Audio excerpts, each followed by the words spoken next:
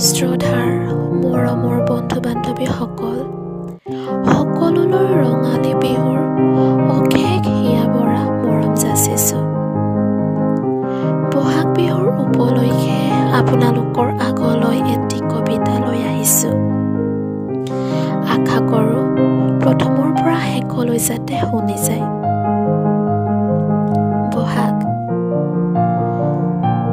বহাগে কঢ়িয়াই আনিছে এক আনন্দৰ মেলা, উপচি পৰিছে নতুন দিগন্তৰ পোহৰ। চিপ চিপ বৰষুণৰ দৰে আনন্দ উপচি পৰিছে, আনন্দৰ পোহৰ উজ্বলি উঠিছে সমূহ অসমবাসীৰ হৃদয়ত। ৰং বিৰঙৰ ফুলবোৰ হেনো এক নতুন পৰিৱেশৰ ছবি। কপৌ ফুলপাহে এই বহাগীত সুগন্ধি কঢ়িয়াই আনক সকলোৰে হৃদয়ত।